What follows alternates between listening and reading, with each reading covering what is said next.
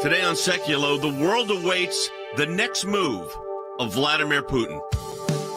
Keeping you informed and engaged, now more than ever. This is Sekulow. We want to hear from you. Share and post your comments or call 1-800-684-3110. And now your host, Jay Sekulow. Hey everybody, welcome to the broadcast. We got a lot of breaking news I'm looking at right now. Let me give you some headlines to start this off. Politico, House temporarily punts on Russian vote on Russian oil ban. CNBC, this is important, folks. Kremlin says U.S. has declared economic war on Russia.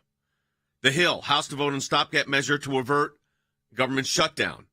Defense News, U.S. nuclear forces chief very concerned by Russia-China cooperation. Financial Times, Russia's close to sabotaging the Iran nuclear deal. We talked a little bit about that yesterday.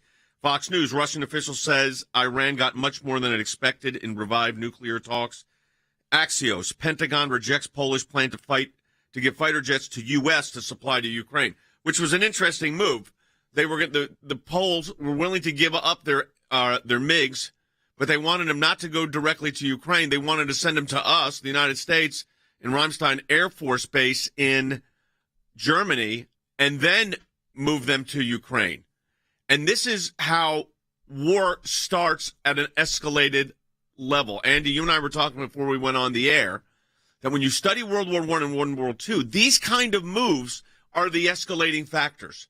And this would escalate it, I think, very, very significantly. Oh, yes, definitely. It would be deemed by Putin to be an attack by the United States, in my estimation, or by NATO upon his forces in the Ukraine, simply shifting the locus of the takeoff from Poland to Ramstein Air Force Base does not cure the problem of what Putin would perceive this to be, and that would be a concerted attack by the West against his forces that are in the Ukraine. And these are the small provocations that you've got to think about. And the Pentagon, I think correctly, rejected the Polish plan to give the fighter jets to the United States. At least for now. To supply them for the Ukraine, at least for now. Now, right? here's the other aspect of this. We have got an incredible group of experts assembled, as we always do.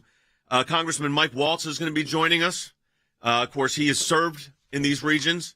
He's very concerned about the whole situation with Russia, obviously. Our senior advisor for national security and foreign policy, Ric Grenell, is going to be joining us. Then in the second half hour, our senior counsel for global affairs, former Secretary of State, Mike Pompeo, is joining us. Then our panel of experts will also be joining us in this broadcast, especially as we look into some of the Ukraine war issues that are going on right now. It was very interesting. Yesterday, Vladimir Zelensky made an impassioned plea invoking the words of Winston Churchill in the House of Commons, where he received multiple standing ovations. It was a very well done speech. But I will tell you how I viewed it as someone who studied Churchill, and as someone that is still studying Churchill. I don't think it's a lifelong pursuit. I've been to Oxford to study it. I've got books here in the United States. I'm constantly reading on Churchill. The fact that we're reaching this kind of Churchill moment, Andy, is very dangerous for the world. It is very dangerous for the world. Remember, Churchill saved Western civilization by championing the cause of Britain, and Zelensky is playing on those very themes with the House of Commons. But Churchill was afraid of invasion, and he warded off the invasion of the Nazis by the Battle of Britain. But Zelensky, picking up that theme of Churchill, has already been invaded. And he is now seeking the support of the West, and he used very Churchillian language in the House of Commons the other day. I thought I was listening to him having taken a speech from Churchill and modifying it. Great speech. Great speech. But it shows you how dangerous the world is right now. I mean, you basically have a war in there's a war in Eastern Europe. And the consequences of that, historically, have never been good. So what do? We're going to analyze it. We're going to take action. We're going to see where we can influence decision makers. That's why your support of the ACLJ is so critical. I want to encourage you to join the ACLJ if you haven't, or make a gift online this month. It's a matching challenge. Any amount you donate, the ACLJ is getting a matching gift for. ACLJ.org. Our lawyers today, as we're talking about these world events, are preparing documents for Maryland on the fight for human life in abortion issues. Right now, while we're talking about this, ACLJ.org. The price of oil has topped $130 a barrel overnight. Gas prices spiking, too. You have to ban Russian oil, and you have to increase domestic production. Let's unleash American energy and American oil, not make us more reliant on U.S. opponents and foes. It's very likely that the United States, along with the P5+1, is going to announce the re-establishment of the JCPOA, the Joint Comprehensive Plan of Action, the 2 pages of bullet points, better known to all of you as the Iran nuclear deal. The Russians are saying no deal with Iran unless we approve it, and we want written assurance from the United States that our trade, investment, and military technical cooperation with Iran will not be hindered by Western sanctions being imposed on Russia right now. Russia is bartering it for us. They're the ones putting together the whole Iran nuclear deal. They're willing to risk everything just to say they signed an agreement with Iran, even though it is a horrible agreement. Why don't we start drilling in the United States? Why don't we open federal lands? Biden cares more about having a deal where other countries say, yes, we are with you and we're going to sign off on this agreement, rather than protecting America. They're afraid that as soon as Iran starts putting their oil back out, it's going to lower the prices. Russia is negotiating the re-entry of the U.S.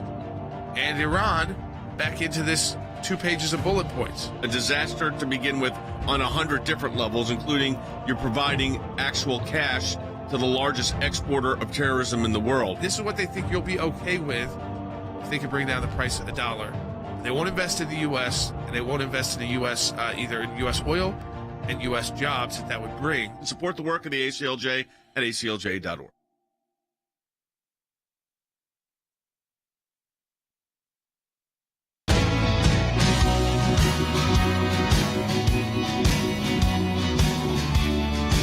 Hey, welcome back to the broadcast, everyone. We're joined by our good friend, Congressman Mike Waltz, of course, who represents the 6th Congressional District in Florida. He served in our military, graduated from the Virginia Military Institute, one of our fine institutions, served over 24 years in the U.S. Army. Congressman, I am, watching this very carefully. My family's origins were Ukraine, and sometimes it was Ukraine, sometimes it was Russia, depending on but my grandfather on his immigration papers put down when it said country of origin, it said Russia / Poland, because his village kept going back and forth. You said in a tweet this morning, Putin cannot lose in Ukraine if he wants to stay in power. I fear he will do whatever it takes to break the Ukrainian people from chemical weapons to landmines on humanitarian routes like Russia has historically done in Afghanistan and Syria. What is your assessment on where we are in this war? Well, 2 things. One, Putin overestimated his military's capabilities and underestimated Zelensky. His plan, he is still executing, which is to cut off the Ukraine army in the east, to surround Kyiv. I think he hopes to not have to go into Kyiv and cause the government to collapse, and then cut off Ukraine from the Black Sea, which is to take the ports of Mariupol and Odessa. My assessment is he does not have the combat power to occupy the entire country, but he can turn it into a landlocked rump state with his puppet government. And I think you settle down into a stalemate. My concern is this is obviously not going to plan for Putin, and Russian Soviet doctrine is they compensate for their lack of ability to conduct precision strikes and maneuver with just pure brute force. They are going to settle into siege warfare, and if you look at what they did in Chechnya, Afghanistan, and Syria, it was literally bombing hospitals, sowing civilian areas with landmines. Some were disguised to look like toys so that children picked them up, and even the use of chemical weapons. It is literally to break the back of the resistance. I fear this is going to get a lot worse before it gets better. The Ukrainian military has done, I think, a very admirable job in holding this back as best they can. There's some complications with some military armaments. I will talk to you about that in a moment. But I want to get a realistic assessment from you with your military experience, and that is, can Ukraine hold them off, or does the Zelensky government fall, and as you said, a puppet government come into place? Is anything inevitable at this point? Well, I think it's somewhere in between, and that's why I've been saying publicly in an engagement, Zelensky needs, I believe, needs to shift to survival mode. I fear how exposed he is every time he comes online. The Russians are trying to geolocate him and kill him, and therefore what has become a powerful symbol of resistance. So I think you could see Kyiv fall. The Russians put their puppet government in place there, but Zelensky and the Ukrainian government displaced to the west, where it is much friendlier territory and closer to supply lines from Poland and Romania, and essentially settle into what could be some type of I don't want to say civil war, because that would imply that the Ukrainians are fighting Ukrainians, but Russian-occupied territory and what remains of Ukraine.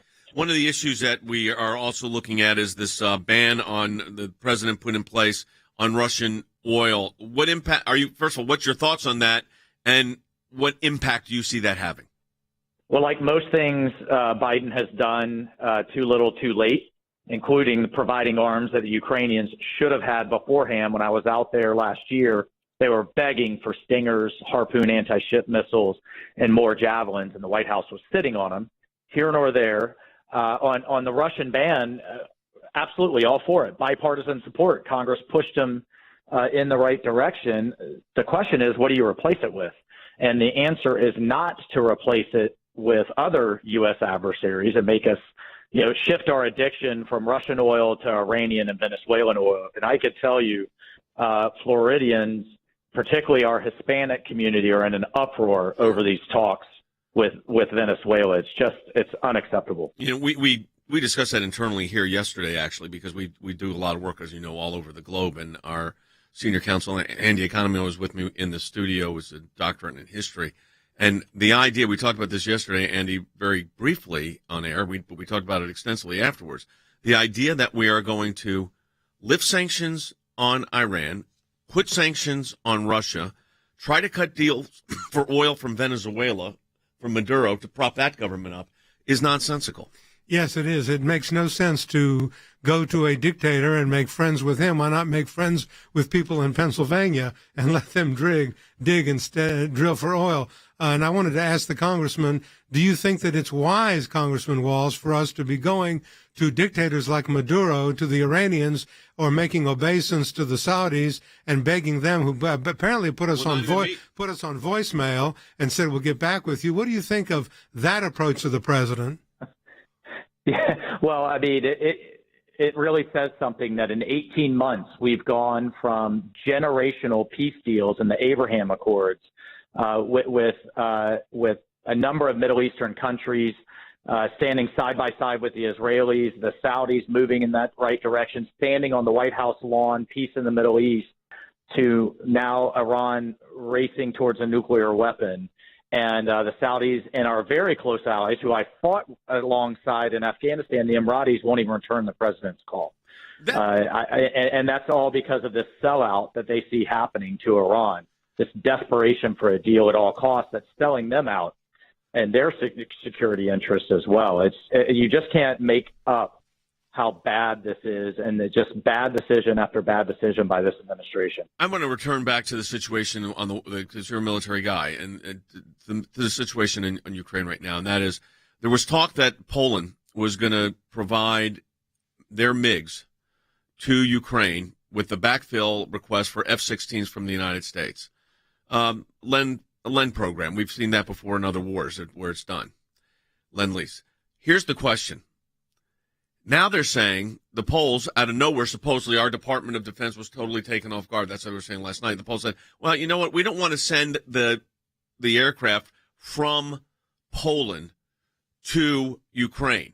What we'd rather do is the United States, send them to Ramstein Air Force Base. You have them. You can retrofit them and get them ready, and you can get the training done there in the next few days, and then let the planes fly out of Germany, out of an American base, into Ukraine. To me, that escalates this conflict drastically with Russia. Yeah, it could, and that's the calculation the Poles are making. It's one thing to provide. They're making, the assessment that it's one thing to provide ammunition and other types of support to the Ukrainians over their border. It's another thing to provide jets, and that the Russians will make a distinction. And that Poland's the first place of a NATO country that's likely to get hit as Russia tries to bomb these resupply convoys. Look, I think this is a place where the United States has to step up. The United States has to lead. The Ukrainian, I agree that we should not establish a no-fly zone. That would mean our planes shooting down theirs and bombing their Russian anti-aircraft sites. That's an important piece, too. But let's stop this ping pong. Zelensky needs help. And if we have to provide it to give the Poles some assurance, then fine. If Russia's going to escalate, they're going to escalate. Sometimes you have to escalate to de-escalate. But here's the one thing. I agree with what you're saying, but let me just make my point. And that is Eastern Europe is in a conflict. Poland could be the next target. So this shell game of moving it to the United States so the Poles can say, oh, we've got clean hands on this, to me is ridiculous. It's going to complicate matters. It's going to increase decrease capabilities in the short term, which I think is dangerous for Ukraine. I don't think it can hold on that long. So I think the Poles are playing a little bit, Congressman. I want your view on this. A little bit of a shell game here, too, which is a typical Eastern European move, unfortunately, when we're in these kind of conflicts. You know, I absolutely agree with you, and the time for the shell game is over. I do want to give the Poles credit. Yes. For what they are doing. But look, we've made a decision to not deploy directly NATO forces, Polish, American, or otherwise, but to give the Ukrainians everything they need. And we need to stop drawing these false distinctions and give them what they need. Totally agree with you. But if it turns out the Poles aren't going to do it, then let's do it and let's move out and get it done. Congressman Waltz, we always appreciate having you on. Your insight's great. Thank you for the great work you're doing for not only the folks in Florida, but for all of us. It's an important time. Last question. Do you think there is a chance Ukraine can withstand this? Well, I think they certainly can slow it down. And I think that Putin is going to, past a month, really struggle to sustain this logistically. So this is a race. This is an arms race, literally. And every minute that we sit on our hands to get the Ukrainians what we need makes them a lot less successful. Congressman, we appreciate you being with us. We've got a lot more ahead coming up. Ric Grenell, former Director of National Intelligence. Jam-packed program. Folks, if you're watching on any of our social media app platforms, share this with your friends. Get everybody involved. If you're on Facebook, you want to make sure you hear the whole broadcast, always can go over to Rumble. They're not going to censor us there. If you're on YouTube, just share it with your friends. We'll be back with more. Support the work of the ACLJ at aclj.org.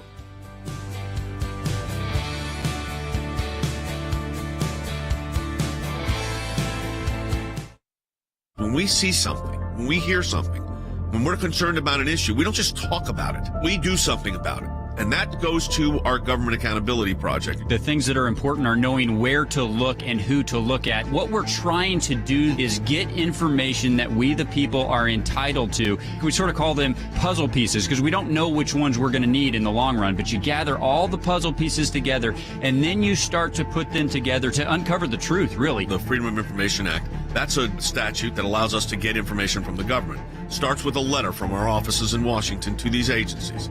And it says, give us this information on these topics. And generally, they don't.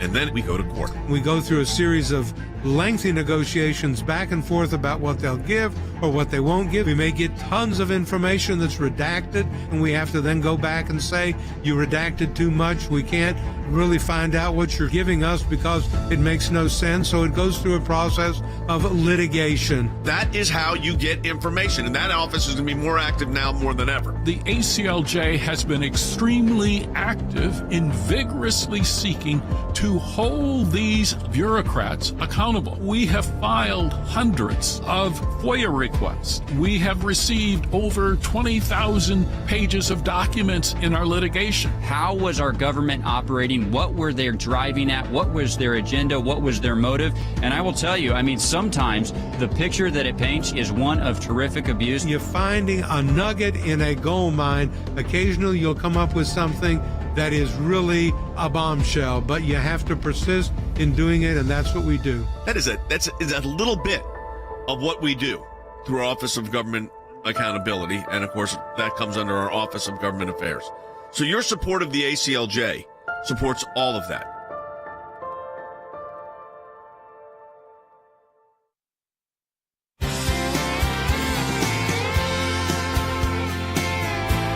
Hey, welcome back to the broadcast, everyone. And we are so glad that we're joined by our Senior Advisor on Global Affairs, former Director of National Intelligence, also former Ambassador to Germany, a decade of experience at the United Nations, and that is Ric Grenell. Rick, this is we just had Congressman Waltz on. I'm looking at the situation in Ukraine right now, and it's troubling. Then then we have the Iran matter, and word leaks out that our go-between has been the Russians. I'm trying to say, if you wrote this as a book, they would label it fiction because nobody would believe it. And the Russians are saying, our so-called go-betweens, who were basically fighting in Eastern Europe, that the Iranians are thrilled because they got much more than they thought they'd ever get. Imagine being in a room where it's the Americans on one side, the Russians on the other, and you have a couple of big issues to talk about. One is the Iran deal and one is Ukraine. You are absolutely going to package your requests to make sure that you don't ask for too much on one and you switch for something else on the other.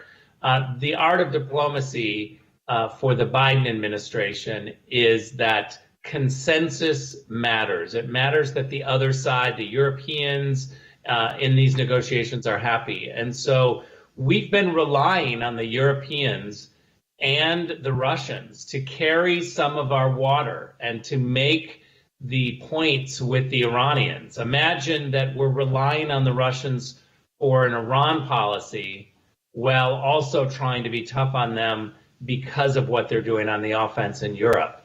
This is a recipe for disaster, and I would not put our current political appointees at the State Department in a position where they have to be tough and represent us, because we will fail every single time. Well, and of course, Rick, we are failing, right? I mean, we're failing right now in real time. So, we talk about the term realpolitik. And the realpolitik of this right now is there's a war in Eastern Europe. And we're kidding ourselves if we think, I believe, and you feel free to disagree. I think people are doing a valiant fight, and Zelensky has done a great job, rallying the troops. And he gave that speech to the House of Commons yesterday, invoking the memory of Winston Churchill. I'm looking at it, though, and saying, as someone who studied this, we're at that point where he's having to go to the House of Commons and get standing ovations because his country's about to get flattened. And here's my question. At the end of this, if you're Vladimir Putin right now, is there anything short of absolute control of Ukraine that you settle for? It's a good question. I think that his pride and his pride of country is on the line. And so, no, I think, he's said that he wants to take over Ukraine. I think that he's got to move forward with that. Remember, he's not a rational actor. We're not going to be able to put rational arguments on him like, oh, you're under sanctions and your country seems to be in turmoil economically and reputationally. He doesn't think like that. He's surrounded by people who just work for his crony ways, and it's like a mafia style organization over there. He doesn't really care about the people. He doesn't care about anything other than money and power. And so I don't think that he's going to calculate rationally, and we shouldn't, and the agencies, the intelligence agencies of the United States shouldn't put rational criteria around Putin. He's a madman, and clearly the international pressure and statements from the UN are not going to work. Rick, I said this yesterday. I want to get your take on it today, and that is, you were the Director of National Intelligence. You know this area. Here's my concern. What I always look for, in a case, what's the off-ramp? What's the way out? What is the way in which you can get this situation under control so that at the end of the day, he can claim some sort of victory? Is it no NATO ascension? Is that enough? But I'm wondering, and you were the DNI, based on, and don't disclose anything, obviously, but based on your knowledge of this guy, Putin, is that going to be enough? If Vladimir Zelensky says, I'm not going to request extension into NATO?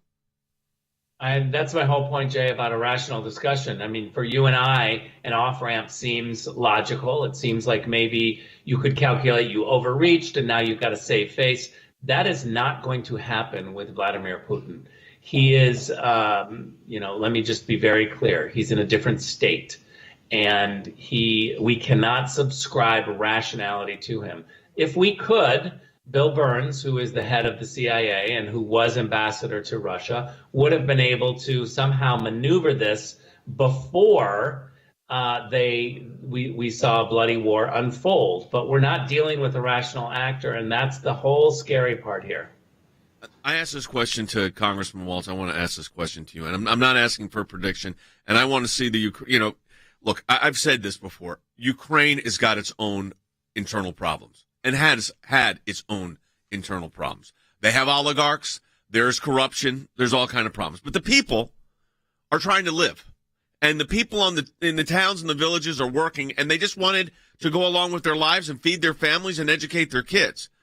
And there were some government reforms that looked like it was happening slowly. But this was not a stable, let's be honest, it wasn't a stable country. Having said that, I'm looking at the situation. I'm trying to figure out, like I said, you try to figure out the off-ramps. If the off-ramp for Putin is he has to take control and put a puppet government in there, then what happens is the military escalation becomes very, very significant in the next 24 to 72 hours, which is what the intelligence agencies are now saying. Well, let's also be very clear that if that's the case, then Zelensky is your target.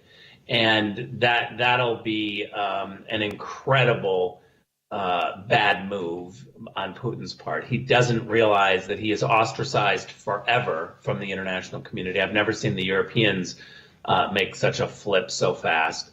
But look, Jay, I want to make a warning here in that, our news media are all in Ukraine giving us incredible stories, and no one with a heart can look at the situation and not want to respond, give money, or be outraged, or push their government to do something. But you know what? If all those media went to the Congo next week and start telling us the stories of the Congo, we'd be calling for no-fly zones in the Congo. My question is, when do our policymakers put America first? We have to make decisions on what's best for the national security safety of Americans. And, so unfortunately, Rick, what is that? What is the best for the Americans? If you're putting America first, what's the best thing we should be doing? What's the best outcome? With only a minute left. Well, first of all, I have to say that there are terrible and really terrible choices because of Joe Biden. Yep. The best outcome would be to completely replace this White House and diplomatic team and put somebody else in. But they put us in this terrible situation where we have to answer questions like this. Like, what now after all of this time? We wouldn't be in this situation if Donald Trump was in office. But I have to say, I'm against a no-fly zone. I'm against trying to escalate this with the Russians. Me too.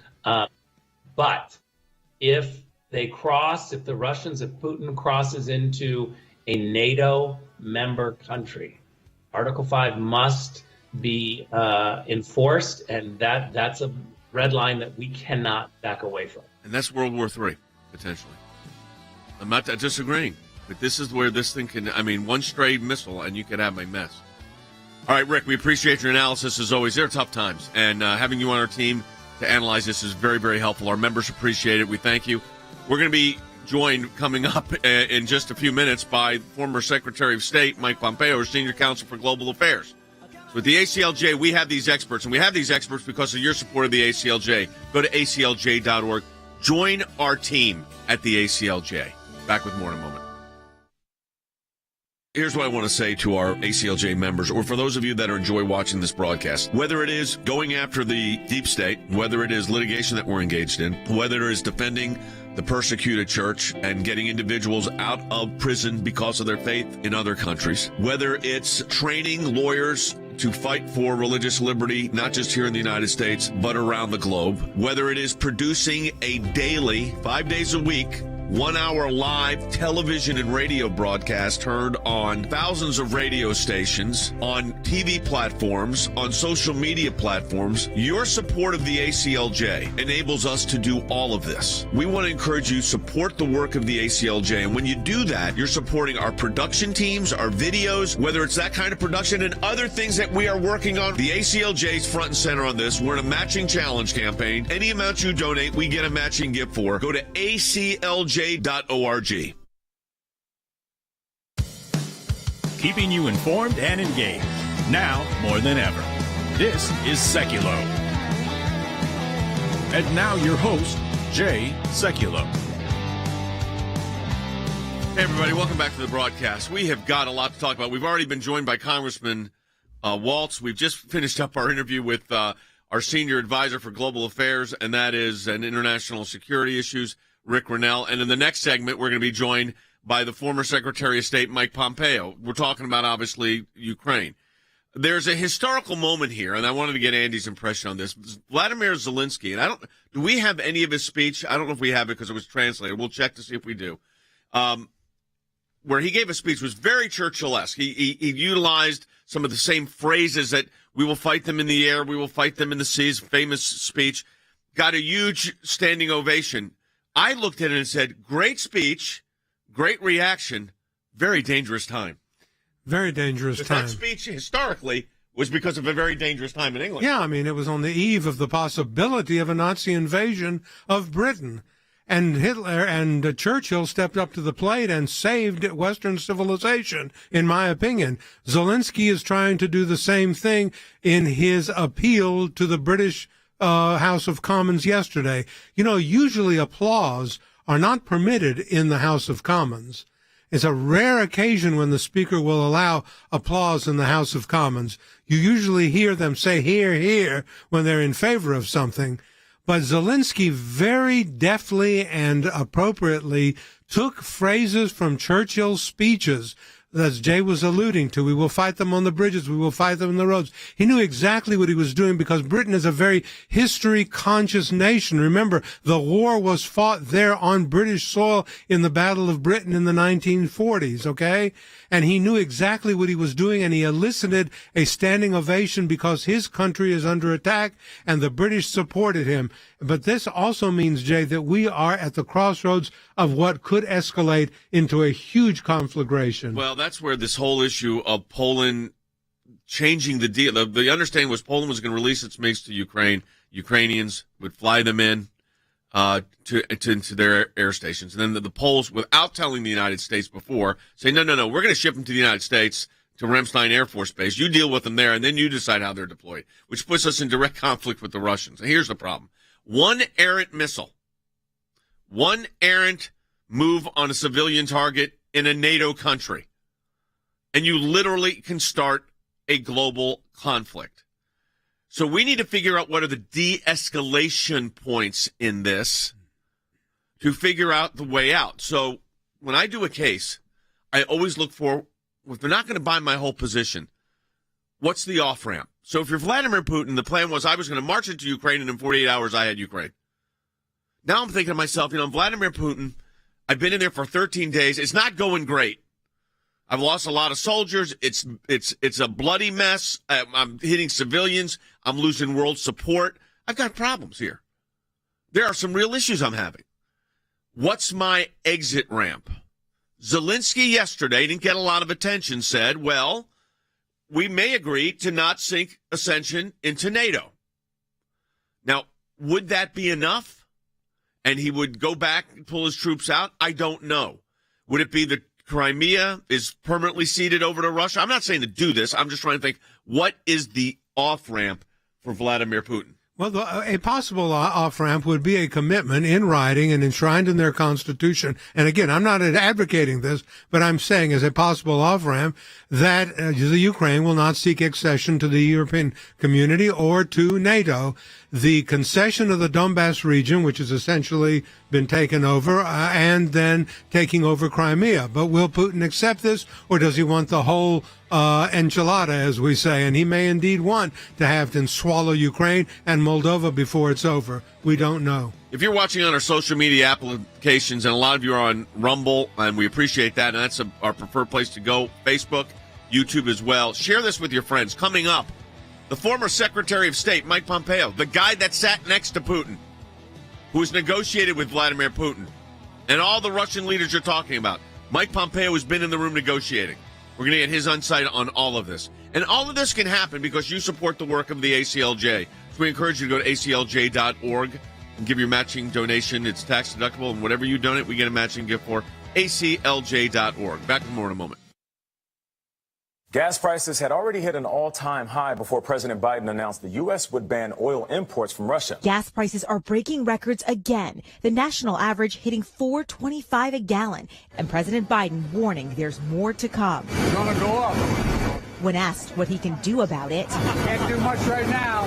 Russia's responsible. They can say all they want about it's Russia's fault, it's Russia's fault.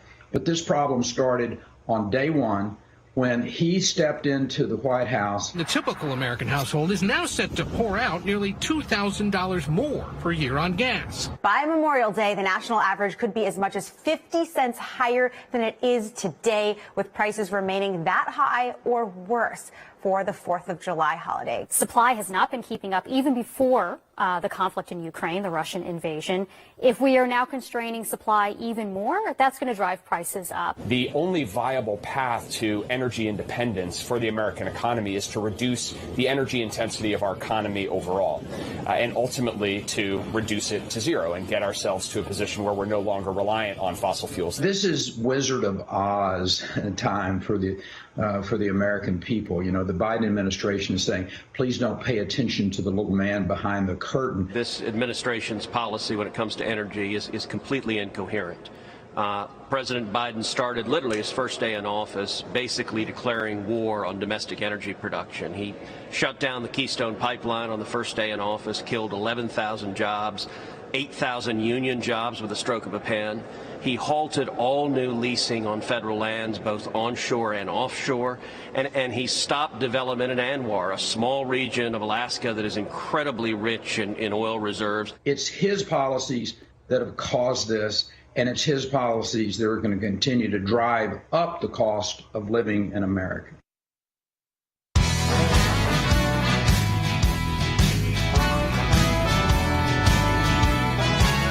Broadcast, everyone. This has been a jam-packed program. We're going to get right to it. We are joined right now by our senior counsel of Global Affairs, former Secretary of State, Mike Pompeo. And Mike, I've been laying out a question to a couple of our guests, and you're the one that sat in the room with this guy, with Vladimir Putin. He's 13 days into this war. He hasn't taken Kyiv yet. He's trying, getting closer. He's not done. His troops have not performed well, and I'm trying to figure out: do you sense there is any off-ramp for him to stop this aggression? Whether it's Zelensky, who mentioned yesterday that they'll consider not requesting ascension into NATO. Is there an off-ramp for Vladimir Putin that he's willing to take? Do you think? You've been in that room with him. You know, the longer this goes on, the less effective his military proves to be, the more he feels like he was lied to by his team, who told him, hey, boss, we can knock this out in a week. He will come to see, too, that the West has united. Good for everyone who stepped up, and mostly the Ukrainian people actually defending their own nation ways like he almost certainly didn't anticipate. I'm sure he's going to be looking for an out, but he knows this too, Jay. He knows at this point there's no back for Vladimir Putin. He has so much blood on his hands. What he's done, the atrocities that have been committed under his orders are at such a level, they're so egregious. You cannot imagine him being back in the G7, back in the G20, invited anywhere. He will be a pariah, and for that reason, my sense is he's going to demand an awful lot before he calls off the dogs of war. So what does an awful lot look like? Does it look like a new government in Ukraine? It looks like what his true objective was, which was to gain political control in Ukraine, whether that's with the current leadership, but with his guys really pulling all the strings, or a completely new leadership, probably immaterial to him. In the end, what he has wanted for a long time is the capacity to say, I've restored the greater Russian Empire. I am now controlling this huge piece of real estate, which is Ukraine. This is not a small country.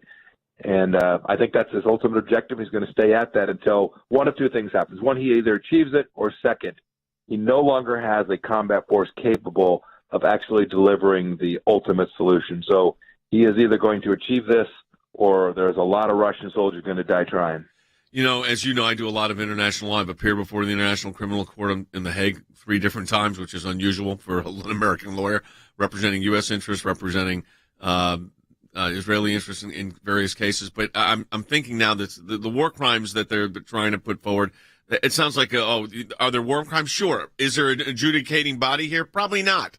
That's the reality. So then you look at this move with the aircraft. Poland says, we'll send over the MiGs. Well, then they say, well, we'll send over the MiGs, but not directly to Ukraine. We want to send them to Ramstein Air Force Base, which is a U.S. Air Force NATO base controlled by the United States. And then the United States, you can retrofit them, get them ready, and you can have the Ukrainian pilots come over and take them out of Ramstein. Dangerous or not for the United States to do that? Oh, I think there's a way forward here. The shame of it is, Jay, and we talked about this maybe 2 weeks ago now, as the thing was just beginning to become clear. So much work should have been done so many months ago. So all of these things could have been done in a quiet way, in a soft way, where there was less risk. Now it's highlighted, it's on the news everywhere. It's going to be very clear. You're going to watch, U.S. Air Force officers wave the airplane off the deck at Ramstein. It has created an enormous amount of risk at a time that Vladimir Putin feels incredibly threatened. There has to be a way to get this hardware to the Ukrainians. It'll be more complicated. It's not as easy as it sounds. They've got to learn to fly the particular variant there. So there's probably more to it. You got to make sure you can do spare parts and fuel, all the things that go into actually delivering. They got to make sure they can talk to each other. So it's not just a piece of hardware and jump in.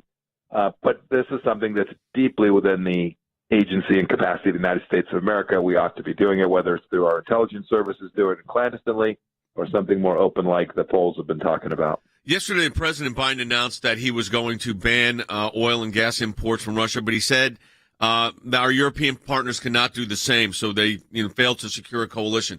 What does that actually do does this do anything to Putin? Was this the right move? I must say, this is just maddening, Jay. Yeah. We warned them years ago that this would be the situation, that being dependent on this energy would put them at this exact risk that we're now living through. So, I guess it's not the right time to say I told you so, but it does send lessons to the United States as we move forward about our dependency on others for energy as well. We should all think through that very carefully. So it's not about saying, boy, we warned you in that sense, other than to remind folks this is serious business. There's a deep national security implication, in addition to the economic ramifications of not having American energy. Look, banning Russian oil is the right thing to do as a moral matter. We saw this in the Trump administration. If you're not prepared to put secondary sanctions on, that is to make sure that no one else can buy the oil either, it doesn't have a significant impact. So the Russians will find other markets unless the United States says, nope, can't go there. Last thing to say on this is that we did that, and there's a piece in the Wall Street Journal, I think today, by Frank Fannin, who was my assistant secretary for energy, and he talks about how we managed this. We took 3 million barrels a day off the market between Venezuela and Iran, and oil prices fell. How do we do that? How do we pull all that oil off the market and oil prices still fell? We did it because we had American drilling at home. We had our friends and allies in Saudi Arabia and other places that produce crude oil said, you've got to go help the South Koreans, the Japanese, who need access to your product. And we did that diplomatically. We had a full-on campaign to make sure not only the United States, but the whole world had the energy that it needed. These folks just shot themselves in the foot. They destroyed their relationships in the Middle East. Now they can't even get a phone call returned.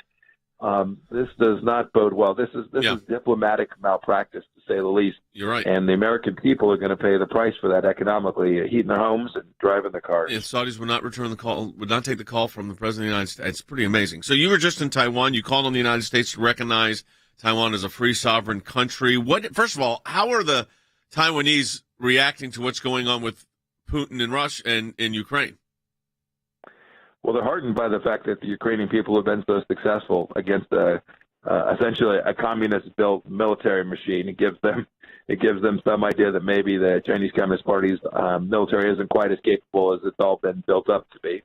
But more than that, they do see that the United States was late to the game, and they're worried that in defending them and providing the support that they need to defend themselves, that the United States might be late to the game as well. It's one of the reasons I wanted to go. was to remind them that the United States can be a great security partner for them. One of the things that I believe we now need to do in light of this is being in the mushy middle is a wreck. You can see that with Ukraine. Yes. And so we ought to do the common sense thing. Everyone acknowledges there's not an American political leader or anyone with any common sense who says that Taiwan is actually part of the Chinese Communist Party's mainland. We ought to just simply to take the simple step of saying, hey, we're going to recognize them as an independent and sovereign nation, and then provide the Taiwanese the intelligence capabilities they need, the military capabilities they need, so that they can prepare for a solid defense, so that Xi Jinping will be deterred from doing what Vladimir Putin did in Ukraine. Finally, last question involves the Iran nuclear deal.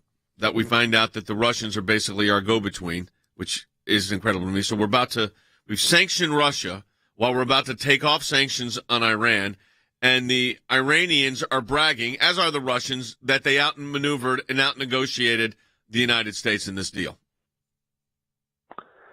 If you are the Israeli military leadership today, or frankly the military leadership in the Emirates or Saudi Arabia or any of the Arab nations that have had to confront these Shia theocrats in Iran, if you're unhappy. If you're Hezbollah or you're the Houthis in Yemen, you are thrilled.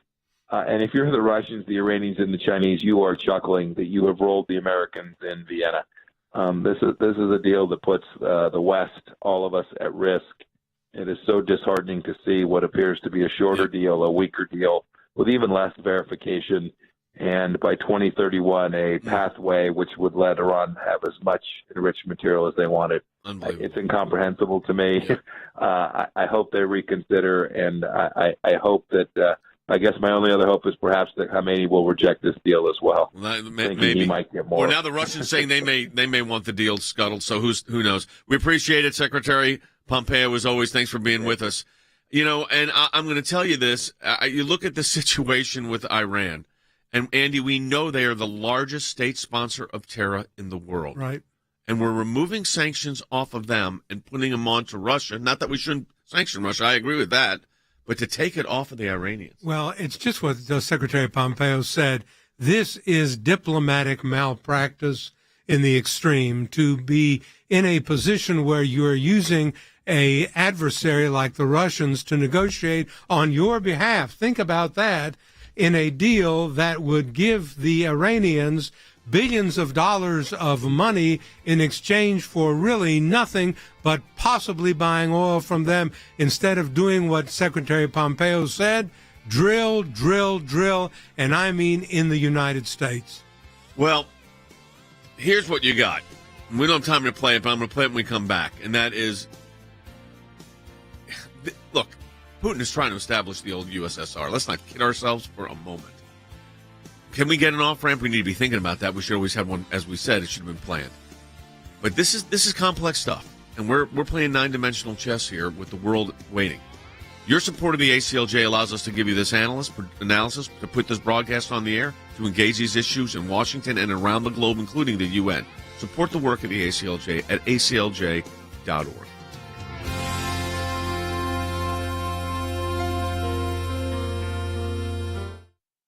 In my time in service, both as the CIA director and as Secretary of State, I watched the good work that the ACLJ was doing here in the States and all across the world. The ACLJ's work at the UN, overseas with the European Court of Justice, is incredibly important. We have on our team lawyers, non-lawyers as well, that are policy experts. They're all engaged in foreign policy issues. We have been focused on protecting the nation-state of Israel, particularly before the United Nations. We don't shy away from the battles that are going on at the UN and just complain about them. We actually try to go in and do something positive and actually affect change. The risk of an incomplete or unsolid relationship within the United States of America and Israel is real. Israel is very important to the ACLJ, and we will always fight for Israel's rights. We had a series of cases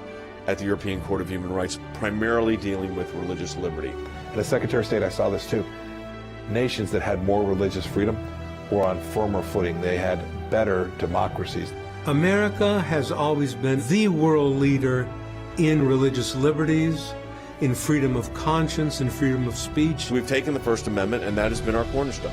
It's to defend the rights of people of faith and others that are having their rights abused. We not only hold our government accountable, but we hold other governments accountable. You have to keep the battle going when it's not cool anymore, when it's not the number one story on TV. You have to actually be committed to fighting it out, or else you'll never win. The ACLJ's front and center on this. We're in a matching challenge campaign. Any amount you donate, we get a matching gift for. Your support of the ACLJ enables us to do all of this. Go to aclj.org today. That's aclj.org.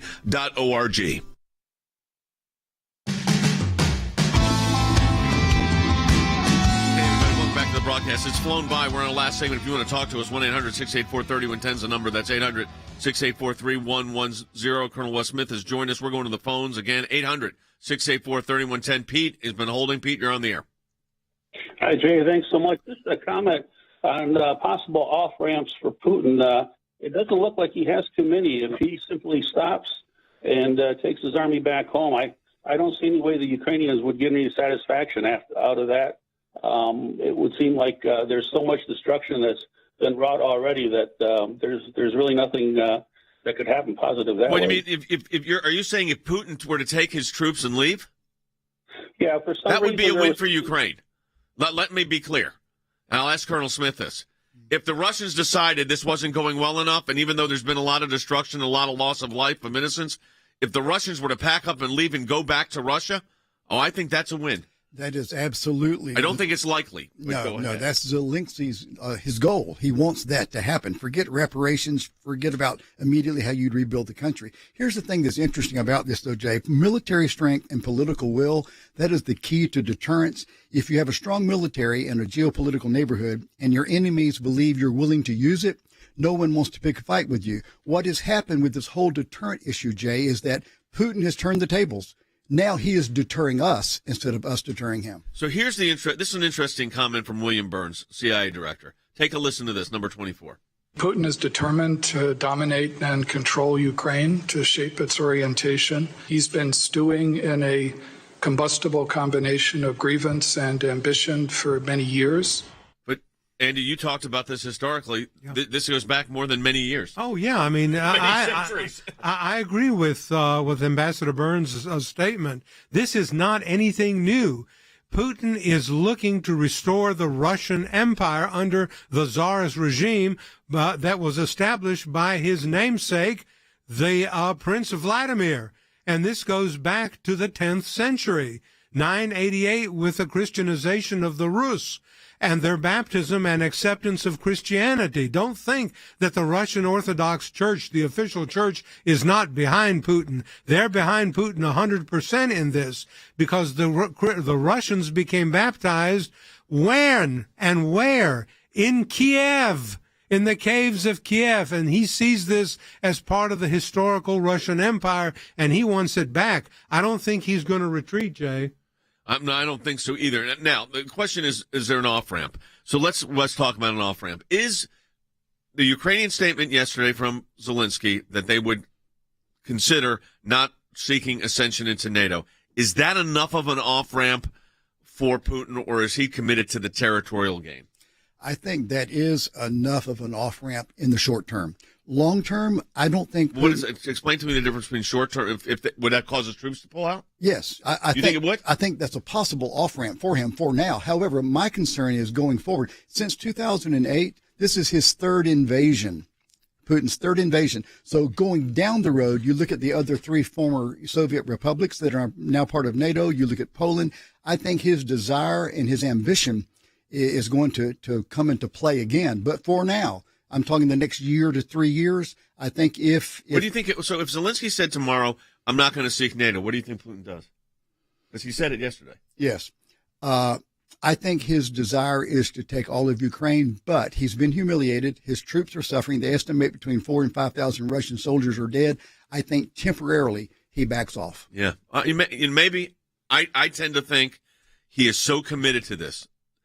And I didn't serve in the military, so Wes's judgment on this is better than mine.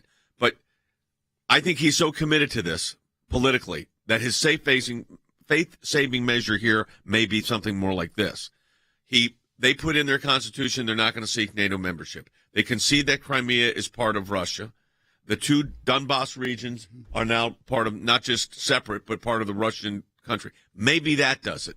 I don't know. Oh, I would include those things too, Jay. I forgot to mention that. Absolutely. Oh, okay. Yeah. All right. Yeah. Well, then maybe it's like because then he feels like he got territory and he has some security. On the other hand, I think it's equally plausible that he just ups his. We haven't seen the full Russian military might, have we? No, absolutely not. He is pulling his punches a bit, believe it or not. So have we seen the full force of the Russian Air Force, Wes? No, absolutely not. And it is a very, very large Air Force. So what can that Air Force do to Ukraine?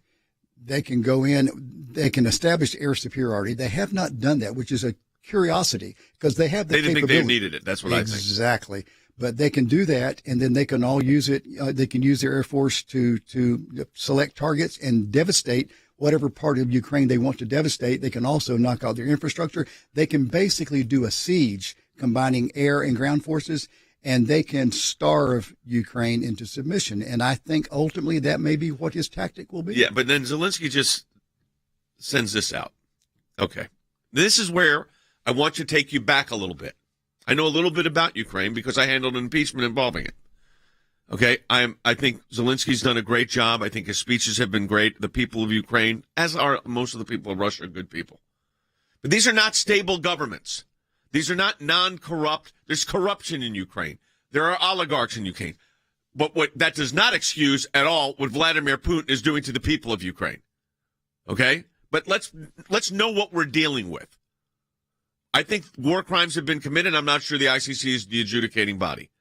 But is this tweet just confirmed? This is just confirmed.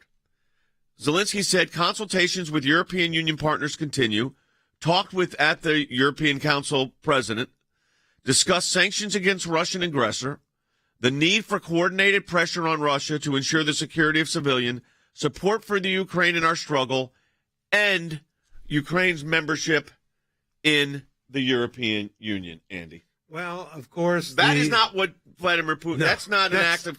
That's not an act of conciliation or reconciliation. First of all, they've not yet let them become a member of the EU. Remember, the European Parliament voted overwhelmingly, 613 votes to 17, to recommend a candidature to the Ukraine, but that only happens by a vote of the EU member countries. But this tweet does not sound like a person who is prepared to reconcile and to cut a deal with Putin. So then, Wes, you've got the Poland saying we're going to send the MiGs, and then we find out, well, they're going to send the MiGs, but they want to send them through our base in Ramstein in Germany. Dangerous?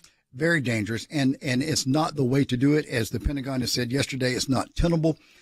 Poland does not need a middleman on this deal. They have, but they want one. They do, but as a sovereign nation, they have to make that call. And of course, as you and I have discussed, Jay, the risk is if Poland were to do that, does Russia then attack Poland, which invokes Article 5 of NATO, and we're still in a larger war? Well, then we're in World War III. Exactly. So Poland may be right to not send them directly. Yes. But that doesn't mean it's right for the United States to send them. This is very complicated, folks. 9-dimensional chess. We're trying to break it down for you. I don't know what's going to happen between today and tomorrow.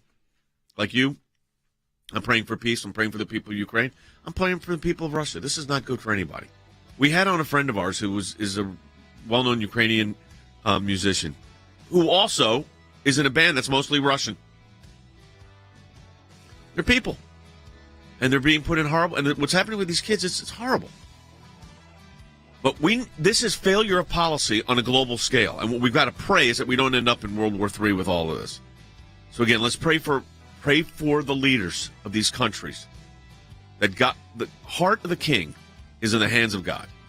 Let's not forget that, and let's not lose hope.